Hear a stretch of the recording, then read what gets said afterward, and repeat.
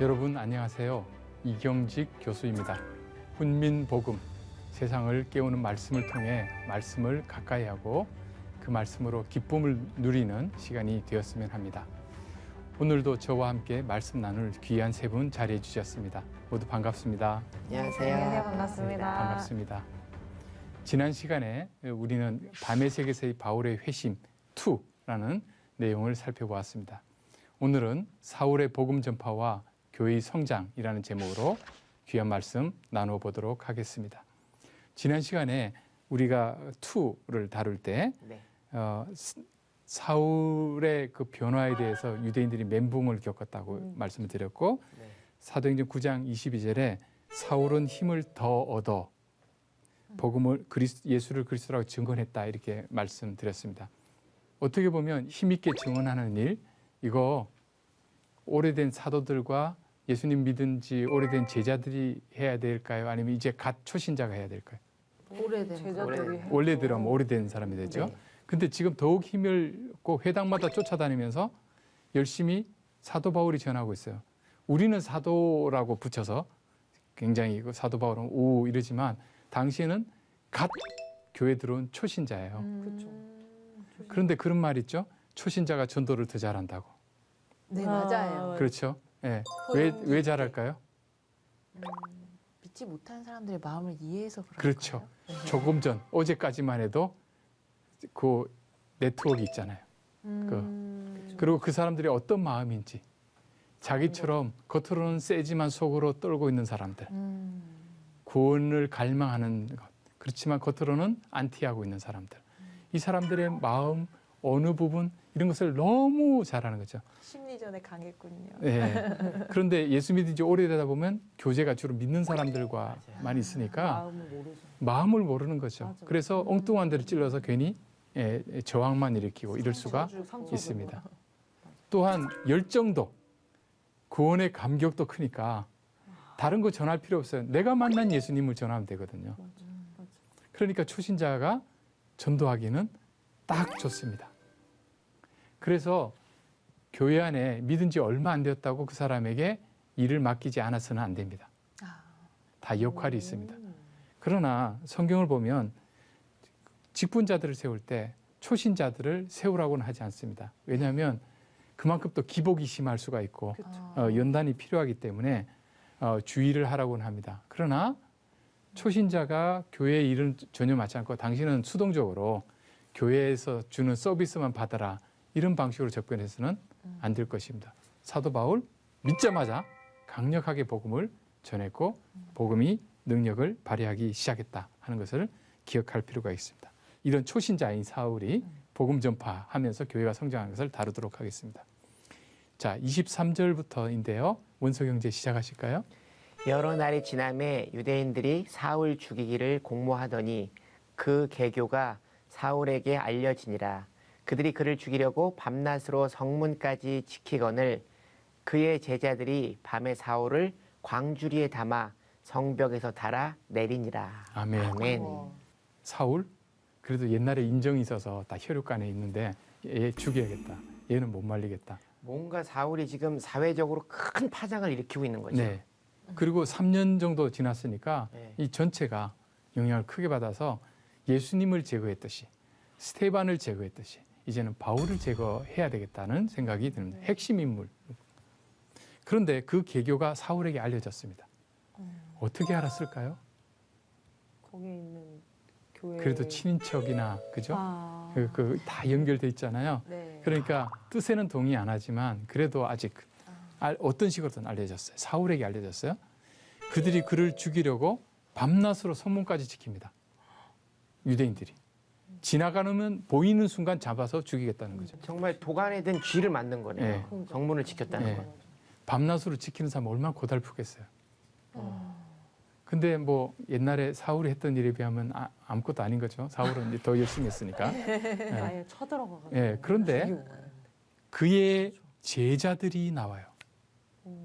누구의 제자들이요? 사울의 제자. 사울의 제자들. 그새 제자들도 생겼군요. 네. 그만큼 영향력이 커지니까 견제가 들어오는 거죠. 근데 제자들이 밤에 사울을 광주리에 담아서 성벽에서 달아내립니다. 광주리에 담아요? 이게 고린도후서 11장 32, 33절에 조금 더 자세하게 나오는데 다메섹에서 아레다 왕의 고관이 나를 잡으려고 다메섹 성을 지켰으나 나는 광주리를 타고 들창문으로 성벽을 내려가 그 손에서 벗어났노라. 우와. 여기 보면 아레다 왕이라는 사람이 등장해요. 그런데 이 아레다 왕이 이곳을 다스렸던 것을 역사를 뒤져보니까 37년에서 39년 사이에 다스렸어요. 덕분에 이 사건의 구체적인 시기를 알게 됐어요.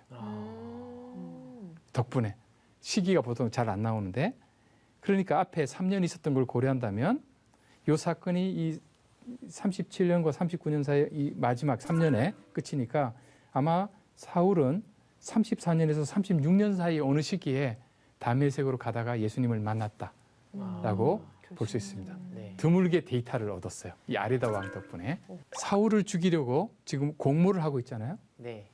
이전에 사울의 별명은 박해자였습니다. 네. 예수님을 만났더니 이름이 바뀌었어요. 박해받는 자로. 박해하는 사람이 박해받는 사람보다 더 편하죠. 어떻게 보면. 잘못 박해하면 안 되지만. 그런데 뺏기진 않아요. 그 좋은 자리를 내려두고 박해받는 자리로 갔습니다. 왜요? 예수님을 만났기 때문에. 죽임을 다른 사람을 죽이려고 공모하던 자가 이제 죽이기로 공모를 당하는 입장으로 된 겁니다. 세상의 눈으로 봤을 때는 손해나는 일인데 주님의 눈으로 봤을 때는 좋은 자리로 갑니다. 복음과 함께 고난을 받기 시작하는 겁니다. 그런데 25절에 보면 제자들이 밤에 사울을 광줄에 담아서 성벽에서 달아내립니다. 이 장면 굉장히 초라합니다. 그러니까요. 그렇겠죠. 아니 이렇게 예전에는 박해자의 선봉에 서서 그렇죠? 이끌고 가던 사람이 밤에 야반 도주를 하잖아요. 성벽을 통과하지도 못하고 광줄에 담아서 내려가잖아요. 자, 분명히 하나님께서는 사도 바울을 보호하실 겁니다. 그렇죠. 약속하셨죠. 이방인의 사도 아직 자기 이방인 사도로 제대로 일을 안 했잖아요. 그러니까 자기를 분명히 죽지 않게 하실 겁니다. 그러면 하나님께서 함께 하실 거니까. 그죠? 다른 사람 앞에 간증이 되기 위해서 성문을 과감히 통과하면 되잖아요. 네? 못 건드리게. 근데 그렇게 하지 않았어. 지혜롭지 못한 거잖아요. 그렇게 하면. 아니 하나님이 함께 하시니까 뭐가 두려워요? 우리가 착각하는 것은 하나님이 함께 하시면 뭐든지 된다고 생각하는 경우가 있어요. 성경에 보면 뱀이 물지라도 상하지 않는다 하는 말씀이 있으니까 어떤 사람은 일부러 독사한테 가서 손가락 내미는 거예요. 주님이 나와 함께 하십니다 이러면서. 이러는 게 아니에요. 때로는 하나님께서 이렇게 연약한 방법을 쓰라고 하시면 순종해야지 네. 내가 하나님의 능력을 테스트해서 내가 자랑하려고 들어서는 안 됩니다. 네. 사단이 예수님을 시험할 때 맞아. 네. 성전 꼭대기에서 뛰어내려봐. 맞아. 천사가 받아준다고 구약이 돼 있잖아. 그렇네요. 뛰어내라. 예수님이 사탄을 물리치셨잖아요. 그렇죠? 우리는 자꾸 뭔가 드라마틱하게만 자꾸 생각하는데 굉장히 어떻게 보면 찌질한 방식으로 지금 하나님께서 일하도록 하시는데 이것을 순종한 겁니다. 그렇죠. 그렇게 힘있게 전하던 사람이 야반도주, 이건 체면 때문에 못할 일입니다. 그러나 자기의 자존심을 내려놓았습니다. 그리고 하나님께서 지키셨잖아요. 도피하게 하셨잖아요. 그렇죠. 무엇을 위해서요? 복음 전파를 위해서. 근데 사도 바울은 어떨 때는 도피하지 않아요. 잡혀갑니다. 왜요? 복음을 위해서. 어떨 때는 우리는 그렇게 하나님께서 도피의 길을 열어주시면 역시 하나님께서 나를 보호하시는구나. 도피의 길을 열어주시지 않으면 하나님 나를 버리셨구나. 아닙니다. 사로잡혔을 때 사도 바울은 법정에 가서 복음을 전할 수 있는 기회를 얻었어요. 왕과 고관들에게, 그죠? 복음을 전할 사도로 하나님께서 예수님이 부르셨다고 그랬잖아요. 네. 그 기회를 얻으려면 고관들이 앉아있는 법정으로 가야 되거든요. 왕궁으로 가야 되거든요. 그럼 죄수로 잡혀서 재판받는 방식으로 갈 수밖에 없습니다. 나중에 로마로 가서 로마 황제 앞에서 변론을 하잖아요. 그때도 뭐 했을까요? 복음을 전했겠죠. 황제 앞에서. 복음을 전할 수 있는 방법은 죄수로 그 앞에 서는 수밖에 그렇죠. 없는 겁니다. 만날 수 있죠. 그때는 도피하지 않아야 합니다. 근데 우리는 도피가 성공해야지만 하나님이 일하셨다. 도피가 실패하면 하나님이 버리셨다. 이런 이분법적인 방법에서 좀 벗어날 필요가 있겠습니다. 네. 어쨌든 하나님께서 하셨습니다. 순종했습니다. 자, 26절 장혜원 아나운서께서 읽어주세요. 네. 사울이 예루살렘에 가서 제자들을 사귀고자 하나 다 두려워하여 그가 제자됨을 믿지 아니하니 바나바가 데리고 사도들에게 가서 그가 길에서 어떻게 주를 보았는지와 주께서 그에게 말씀하신 일과 다메섹에서 그가 어떻게 예수의 이름으로 담대히 말하였는지를 전하니라. 사울이 제자들과 함께 있어 예루살렘에 출입하며 네, 아멘. 사울이 드디어 예루살렘으로 갔습니다. 네. 제자들과 교제하고자 했어요. 그런데 무서워서. 다 두려워해요. 아니 지금 3년이 지났잖아요. 오지 마 계속. 그리고 다메섹에 사울의 제자들도 생겼잖아요. 네. 다 연락을 주고 받을 거 아니에요. 그런데도 다 두려워해요. 아직 음모론에서 벗어나지 못합니다. 아, 이 보통 사람이 아니다. 3년씩이나 저렇게 제자들까지 두면서 이렇게 완전히 우리를 뿌리채 한 방에 거덜낼 사람이다라고 생각했을 수 있습니다. 그리고 예루살렘은 바로 사울이 그렇게 잔혹하게 박해를 했던 장소입니다. 다메섹은 소문을 들었던 곳이죠. 그러니까 소문만 들어도 두려워했는데 그걸 극복했잖아요. 그런데 여기는 실제 겪었던 사람이잖아요. 훨씬 상처가 컸겠네요. 그렇죠. 사울 때문에 죽은 사람 옆에 다 있잖아요. 그렇죠. 우리가 6.25 한국 전쟁을 겪었을 때 공산당한테 땅도 뺏기고 집도 뺏기고 또 부모님이 총살당했던 사람들 지금도 그 원한을 잊지 못하고 트라우마에서 못 벗어나거든요. 네. 우리가 일본과 옆 나라에 있으면서도 아직 그 관계를 다 감정을 해소 못했던 게 그때 그들이 했던 것을 기억하는 거거든요. 우리 친척 중에 우리 부모님의 할머니 할아버지 중에 누가 있는 거거든요. 그랬을 때는요. 이거 너무나 강렬해요. 바로 예루살렘 신자들이 바로 자기들의 형제 자매들이 바울의 손에 끌려가서 고문당하고 죽었기 때문에 어떻게 받아들일 수 있냐고요. 맞아요. 그렇죠? 네. 이게 3년으로 치유가 될 해소가 될 문제가 아니에요. 그렇죠. 그런데 바나바가 등장합니다. 바나바 온유한 사람입니다. 꼭 교회는 이런 사람이 있어요. 다메섹에는 아나니아가 있었고 예루살렘에는 바나바가 있었어요. 바나바 뒤에서 보면 손해나는 일을 하고 있습니다. 왜요? 나중에 전도 여행 가다가 나중에 리더십이 바울로 넘어가요. 전도 여행 처음 갈 때 바나바와 바울이 출발했는데 나중에 보면 바울과 바나바가 돼요. 그러면 뭐 하라고 그렇죠? 내가 교회 안에서 내가 중심적인 인물인데 왜 신진을 들여가지고 내가 밀려나느냐 이거죠. 세상의 말로는 호랑이 새끼를 키웠다. 그렇죠. 합니다. 근데 호랑이 새끼를 왜 키우죠? 주님을 위해서. 네. 복음을 위해서. 그렇죠. 내가 교회의 주인이 아니라 예수 그리스도께서 주인이시잖아요. 이런 바나바와 같은 사람이 교회에 있다면 이런 트라우마도 극복하고 도리어 사역자를 쓸 수가 있을 겁니다. 사도들에게 가서 말해요. 그가 길에서 어떻게 주님을 보았는지, 주께서 그에게 말씀하신 일, 다메섹에서 그가 어떻게 예수 이름으로 담대히 우리가 사도행전을 보면서 등장하는 단어 충만 있었고 하나가 담대히였어요. 네. 빠짐없이 낱낱이 용기 있게 가감 없이 그것을 전하는 거죠. 이 설득에 제자들이 받아들이기 시작했습니다. 제자들과 함께 있게 되었고 예루살렘에 출입할 수가 있게 되었습니다. 사울은 얼마나 감격스러웠을까요? 그런데 한번 생각해 보세요. 거꾸로 생각해 보세요. 사울은 박해하는 자로 예루살렘을 떠났어요. 그리고 이제 갔다가 3년 만에 금이 환영을 했어요. 어떤 사람으로 돌아왔어요? 박해받는 자로. 어떻게 보면 금이 환영이라고 우리 입장에서는 볼 수 있지만 그 친인척들이 봤을 때는 참 슬픈 일이 되겠죠. 예루살렘이 다 인정하는 대표적인 유대인 랍비로서 그는 예루살렘을 떠났습니다. 근데 이제는 예수 그리스도를 믿는 그리스도인들을 대표하는 인물로 돌아왔습니다. 그렇죠. 그리스도인들을 박해하던 그가 그리스도 때문에 박해받는 사람으로 돌아왔고 영적으로 죽었던 그가 영적으로 살아서 돌아왔습니다.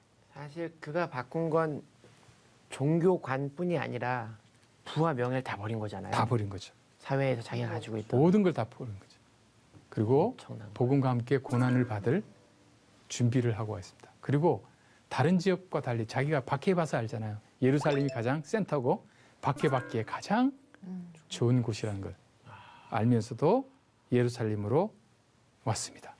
그리고 찬송자매 읽어보세요. 또 주 예수의 이름으로 담대히 말하고 헬라파 유대인들과 함께 말하며 변론하니 그 사람들이 죽이려고 힘쓰거늘 형제들이 알고 가이사랴로 데리고 내려가서 다소로 보내니라. 아멘. 또 그렇잖아요.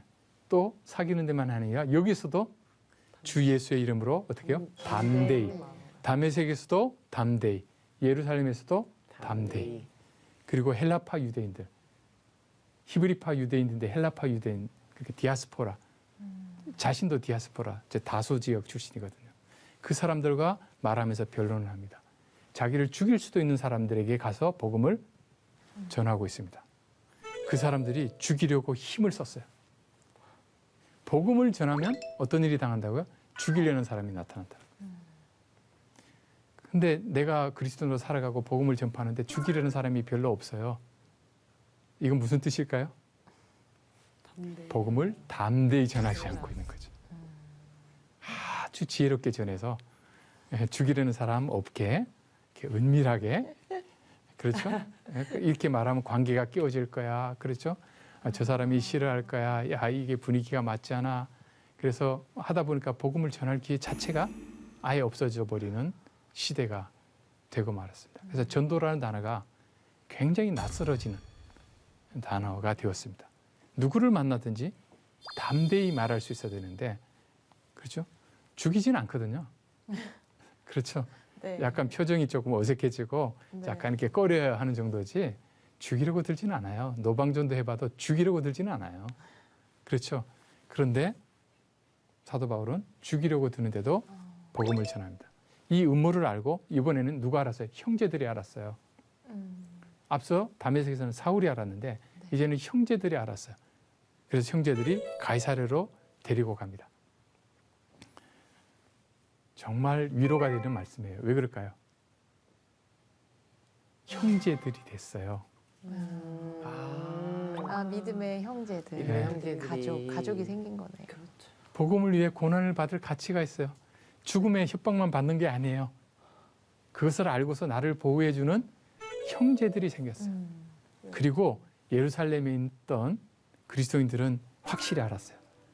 야, 바울 진짜다. 짰다면 쇼를 하겠지. 저렇게 죽이려고 하겠어? 그렇죠. 그렇죠. 확실하죠. 형제들이 그걸 듣고 더 확신하게 됩니다. 하나님께서는 이런 식으로 일을 하십니다. 그러니까 우리는 항상 어떤 현상이 일어나면 그것만 보고 나쁘게 부정적으로 해석해서 주저앉으면 안 되고, 그것이 도리어 예루살렘 그리스도인들이 그를 형제로 받아들이고 같이 형제가 되어주는 계기가 된 것으로 보아야 될 것입니다. 다소로 갔습니다. 다소로 가서 시간을 오래 보냅니다. 31절에 이제 결과가 나옵니다. 원석 형제 차례인가요? 네. 그리하여 온 유대와 갈릴리아, 사마리아 교회가 평안하여 든든히 서가고 주를 경외함과 성령의 위로로 진행하여 수가 더 많아지니라. 아멘. 그리하여. 그죠? 이제 그리스도인들 안에서의 불안함, 갈등 이런 것들이 지금 다 사라진 거예요. 박해가 심할수록 더 아는 단단하게 하나로가 된 거예요. 그래서 온 유대, 갈릴리, 사마리아 교회가 평안하여 든든히 서갑니다. 여기에 갈릴리가 나오는데요. 흥미롭게도 갈릴리에 어떤 교회가 있는지가 누가 가서 복음을 전했는지 없어요. 사도행전은. 제가 누누이 말씀드리지만 사도행전은 성령의 행전이고 성령께서 일하신 많은 일들 중에 우리에게 필요하다고 생각하시는 말씀만 남겨놓은 거예요. 갈릴리 교회를 위해서 그게 평안하게 든든히 서가고 주를 경외하는 성령의 위로 진행해서 그 수적인 성장이 일어나는데 이 일을 한 성도들이 있어요. 우리는 몰라요. 주님은 아세요. 그런 말이 있어요. 역사는 기록하는 자의 것이라고. 사도행전을 신약의 역사서라고 그러거든요. 기록하게 하니까 우리는 사도 바울이 굉장히 초점이 맞추고 바나바, 아나니아는 한 번 등장했다가 사라지고, 그런데 갈릴리 교회를 섬겼던 세웠던 사람들은 우리는 알 수가 없어요. 주님은 생명책에 다 기록하시고 알고 계세요. 우리 주님 만났을 때 갈릴리 교회 사역자들도 우리 만날 수 있을 것입니다. 근데 여기 보면 평안하여라고 되어 있어요. 샬롬이에요. 어떤 평안이냐면 박해가 지속되고 박해가 강하게 일어나고 있는 가운데 누리는 평안이에요. 고난 가운데. 고난 가운데의 평안이에요. 지금 사도 바울도 죽이려고 그러고 그렇죠. 지금 박해가 더 강화되고 있는 시점이에요. 그런데 우리가 평안해요. 이 평안은 팍스 로마나라고 해서 로마의 평안은 달랐어요. 로마의 평안은 전쟁과 분쟁이 없는 거예요. 괴롭히는 게 없는 거예요. 환란이 없는 것을 평화라고 그랬어요. 환경이. 환경에 네네네. 그 스토아 철학자들이나 이런 사람들이 행복을 뭐냐면 누가 날 안 건드리는 거. No disturbance. 나를 디스터브하는 게 없는 거. 이걸 행복이라고 생각했어요. 적극적으로 뭔가를 성취하고 이루고 이거 아니에요. 건드리지만 말아라. 그러니까 잘 때 제일 평안한 거죠. 아무도 안 건드리니까. 아무도 안 건드리니까. 그건 팍스 로마나 로마의 평화였어요. 그러나 예수 그리스도 안에 있는 평화는 그것이 아니에요. 예수님을 만나서 인격적으로 교제하고 그분을 주님으로 모시고 사는 삶이 가져다주는 세상이 할 수 없는 말할 수 없는 평안이에요. 그런데 이 평안은 엄청난 박해와 공격 가운데 누리는 평안이에요. 예수님이 디베레 바다에서 제자들과 이 제자들이 먼저 갔잖아요. 이렇게 예수님이 물 위를 걸어오셨잖아요. 막 풍랑 가운데 제자들이 두려워하니까 두려워하지 말라 그러셨잖아요. 근데 풍랑을 없애놓고 두려워하지 말라고 하셔야 되는데 풍랑 가운데 그렇죠? 맞아. 그 베드로가 두려움을 극복했어요. 풍랑은 여전히 치고 있었어요. 나중에 예수님이 배 위에 오르시니까 풍랑이 멎었어요. 먹고 나서 평안을 두려워하지 말라가 아니에요. 풍랑 가운데 내가 있으니 두려워하지 말라. 이 평안이에요. 우리 그리스도인들이 누리는 평안이에요. 이 교회가 든든히 서가는 거예요. 아멘. 교회는 언제나 요동을 쳐요. 맞아. 그리스도인의 삶은 요동을 쳐요. 그리스도인이기 때문에 더 요동쳐요. 세상이 그냥 놔두질 않아요. 그러나 평안해요. 그랬더니 어떤 일을 주를 경외함, 성령의 위로로 진행하여라고 되어 있어요. 우리 그리스도인의 삶을 볼 때는 어떨 때는 좀 순탄할 때가 있잖아요. 어떨 때는 막 이렇게 요동칠 때가 있어요.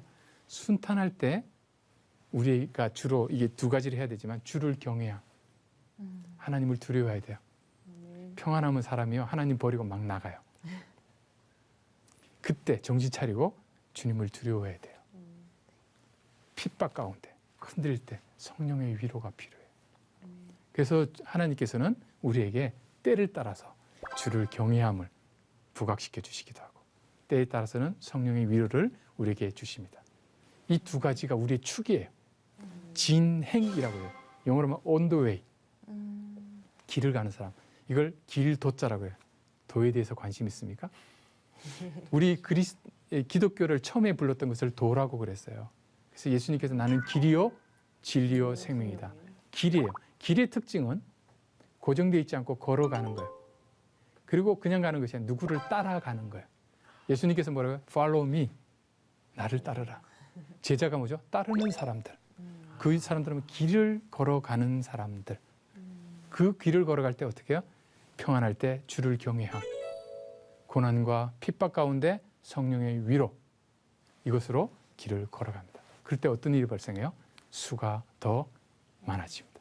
교회가 성장하게 됩니다. 교회는 핍박 가운데 세상이 알 수 없는 말할 수 없는 기쁨과 평안으로 성장하게 되어 있습니다.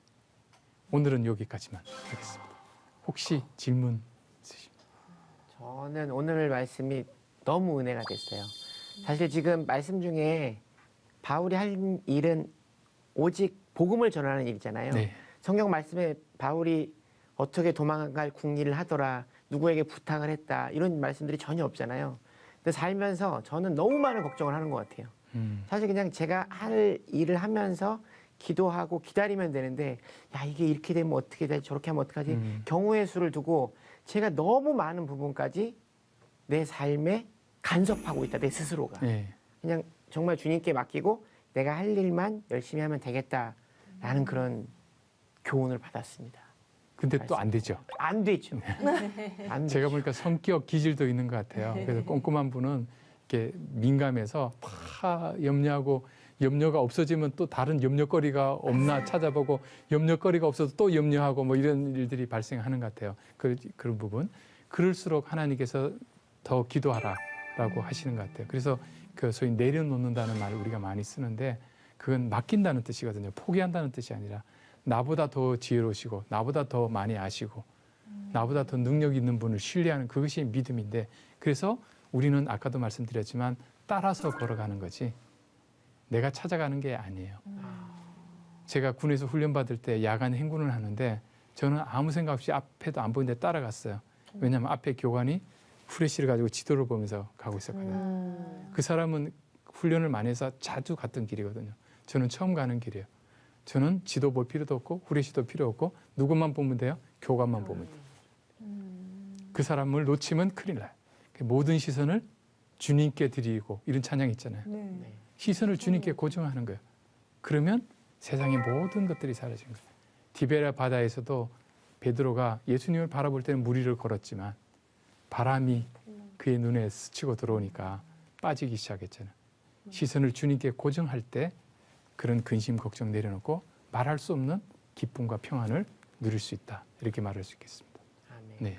다음 시간에는 사도 바울을 통해서 많은 기적들이 일어나는데 그 기적들을 중심으로 이어서 살펴보도록 하겠습니다. 우리의 고집, 모든 습관을 넘어서 하나님의 기준에 합당한 삶을 살아가는 우리 모두가 되었으면 좋겠습니다. 함께해 주신 여러분 고맙습니다. 감사합니다. 감사합니다.